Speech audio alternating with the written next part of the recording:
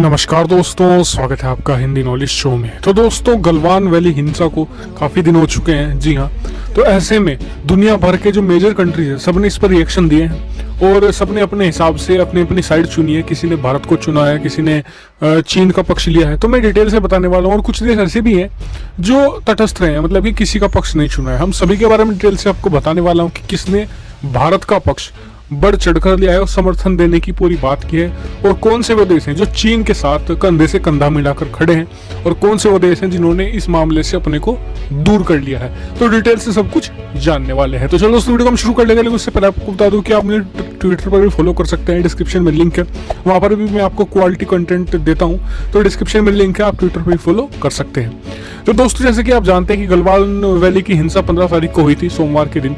उसके बाद लगातार कई कंट्रीज ने तो पहले 1-2 दिन तो शांति रखी, किसी ने कुछ नहीं बात की, लेकिन धीरे धीरे सबके रिएक्शन आने शुरू हुए। सबसे पहले रिएक्शन आया अमेरिका का। अमेरिका के जो मतलब कि विदेश मंत्री हैं, या फिर जो वहाँ पर कहते हैं कि फॉरेन सेक्रेटरी माइक पोम्पियो, उनकी तरफ से आया कि हम भारतीय सोल्जर्स को कभी भी नहीं भूलेंगे।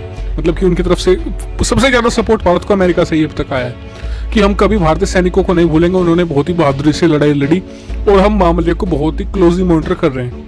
इसके बाद जो भारत में अमेरिका के एम्बेसडर हैं, उन्होंने भी इस पर रिट्वीट किया और ये भी कहा कि हम भारतीय सैनिकों के मतलब कि जो इस बलिदान को, हम उनके जो फैमिली है उनके साथ खड़े हैं। इस तरह के मतलब कि बयान दिए। ये काफ़ी अनयूजुअल है क्योंकि अमेरिका ने आज तक ऐसा नहीं किया, जैसे कि पहले भी होता था चीन के साथ। तो इस तरीके से अमेरिका खुलकर सामने नहीं आया, और इस चीज़ को नोटिस किया ग्लोबल टाइम्स ने भी, जो चीन का मुखपत्र है, और उसने भी इस चीज़ को लेकर अमेरिका को क्रिटिसाइज किया कि वो भारत के मामले में बोल रहा है। तो अब बात कर लेते हैं, आगे बढ़ते हैं।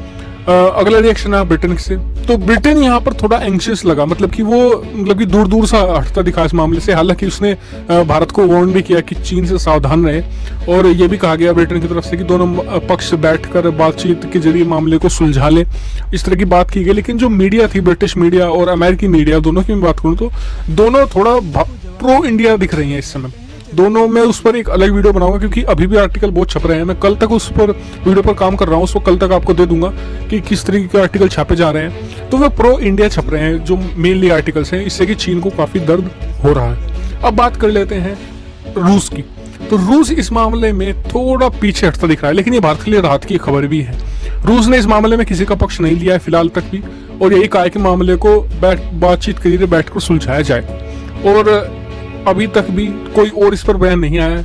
भारत के लिए बड़ी जीत ये इसलिए क्योंकि भारत को लग रहा था कि अगर ऐसा कॉन्फ्लिक्ट होता है, पहले जो हमें लगता था कि कहीं रूस चीन का पक्ष न ले ले, क्योंकि रूस और चीन के संबंध भारत और रूस से आज काफी ज्यादा बढ़ चुके हैं। जी हाँ, क्योंकि व्यापार के मामले में भी रूस और चीन के रिश्ते हैं काफी ज्यादा बड़े हैं। 110 अरब डॉलर का सालाना व्यापार, जबकि भारत और चीन का व्यापार मुश्किल से 70-80 अरब डॉलर का होता है, और ये घट ही रहा है। और शी जिनपिंग और पुतिन की जोड़ी को बहुत ही मजबूत भी माना जाता है। तो अब बात कर लेते हैं कुछ और देशों की, जैसे कि फ्रांस। तो फ्रांस ने भी काफी हद तक भारत का ही समर्थन किया है, जैसे कि उसने कई मतलब कि जो वहाँ के मीडिया भी हैं, इसके अलावा जो वहाँ के टॉप लीडरशिप है, वो भी भारत के साथ खड़ी दिखी है।